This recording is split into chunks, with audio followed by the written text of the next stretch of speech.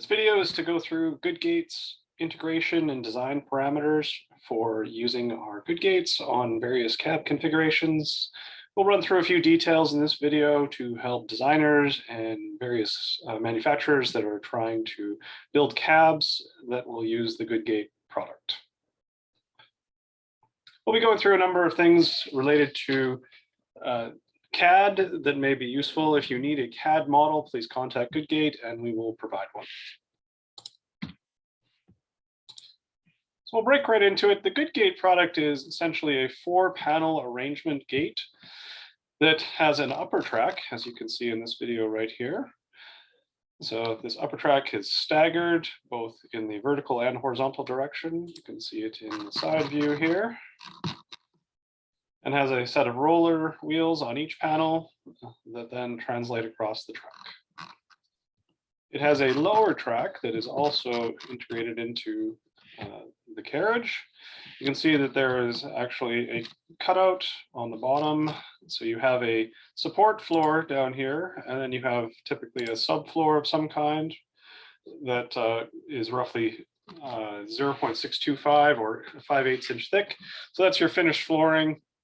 You can also have a subfloor, and then you could put other vinyl or something on top of it. That's really up to you.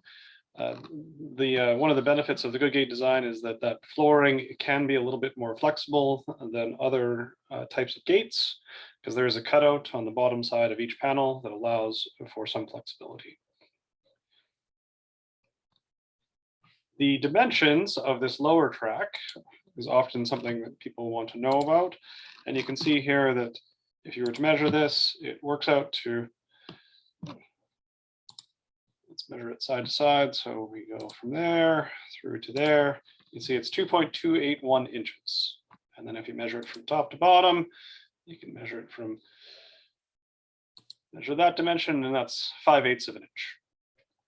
And that should run the full width of the cab or carriage arrangement, and you can see it in the front view here. And as you can see, this is a right-hand configuration, and the lower track will actually stick out the side of your carriage. And this is a 36-inch wide carriage. So we're just going to hide the gate at the moment so you can see a few more details.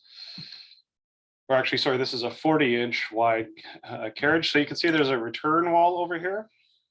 So the gate is designed for 36-inch wide covering when it's the 4-panel arrangement, and you can see that if we take a measurement from the return over to the other wall over here, that dimension is 36 inches.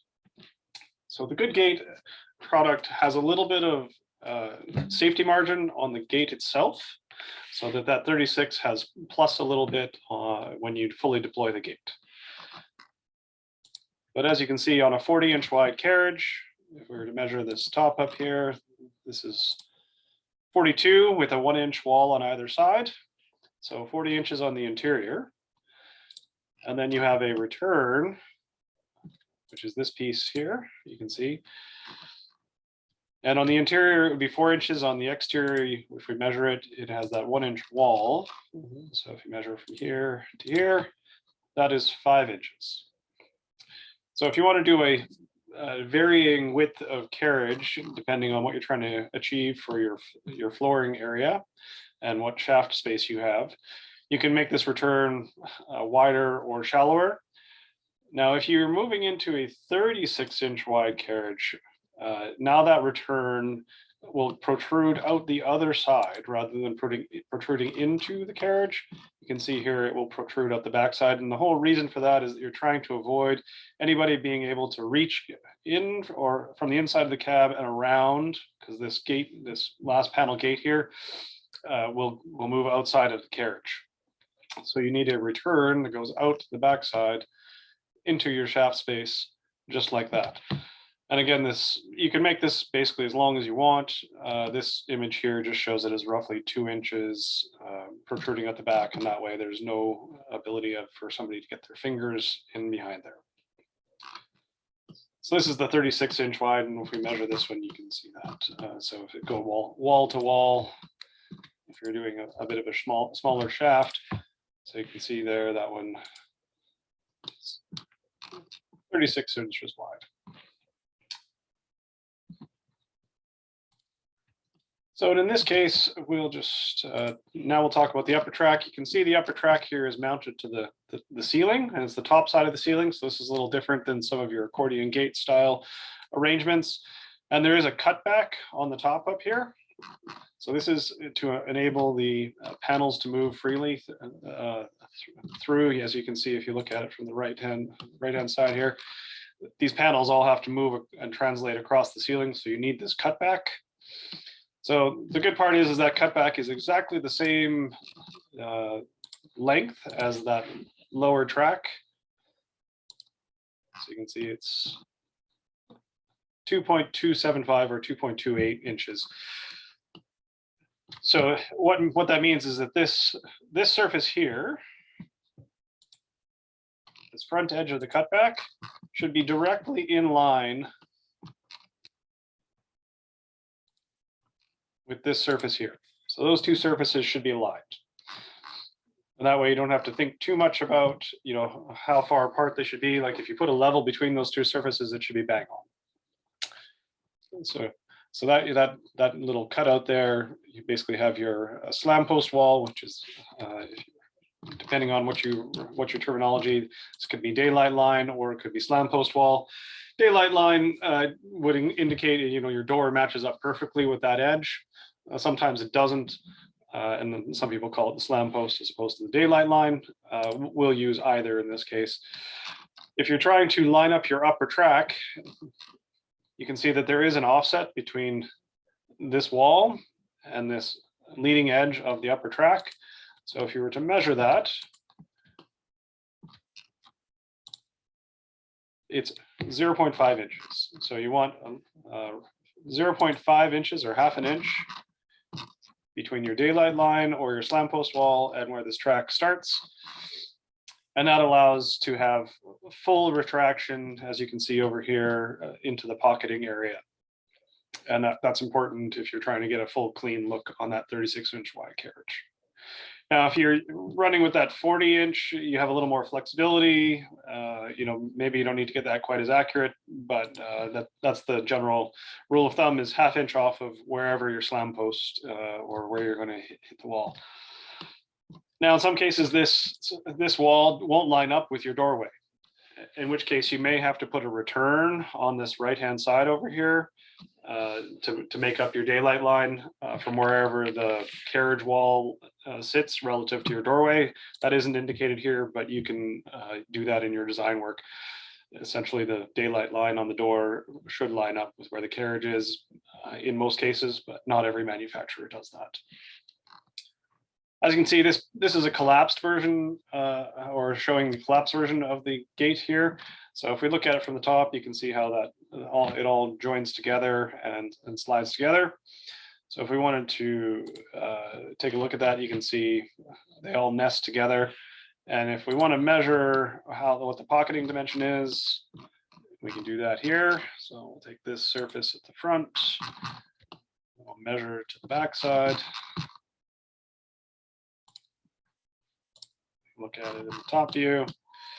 So 12.9 inches, basically from the leading edge of the front of the gate to the back edge is what the pocketing dimension is for this 4-panel version. Goodgate does offer a 5-panel version, and there are some details in our design guide. And if you want more information on that, please do contact us. But this is the standard 4-inch, 36-inch wide coverage gate, 4 panels. And this is the most common configuration we have, and works for probably 95% of applications.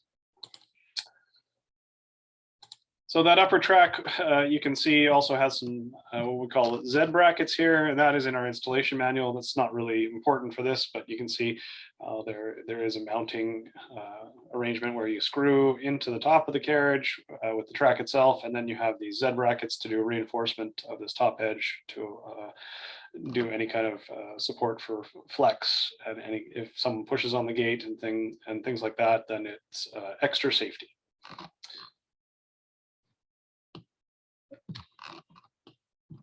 The overall height of this gate is measured on the interior. So this would be for an 80-inch interior carriage. You can measure that distance here. You can see 80 inches is this dimension here, and that's the interior. So essentially from this ceiling on the interior to this floor, and that's the top of the subfloor. So if you were to measure basically from this bottom underneath where the lower track goes to the top of the carriage, depending on what your thickness of the ceiling is. In this case, it's 3/4 of an inch, and we have 5/8 on the bottom. So you add 1.375 inches in order to do the full dimension. So if you're trying to measure basically from top of ceiling to the bottom underneath the track, you add 1.375, and then you have a true interior of 80 inches. And if you were to do an 84 or a 96, you basically just add in, the corresponding number of inches from there. And this is in our manual as well, but just to highlight where that dimension is actually measured from and to. If you have a different convention, certainly get in touch with us and we can review it, but that gives you the basic gist of it.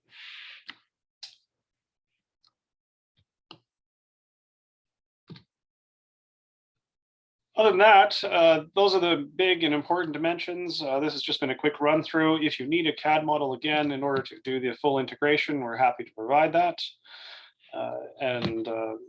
We would welcome any input you have on how to improve this video or any of our documentation. Thank you very much and have a great day.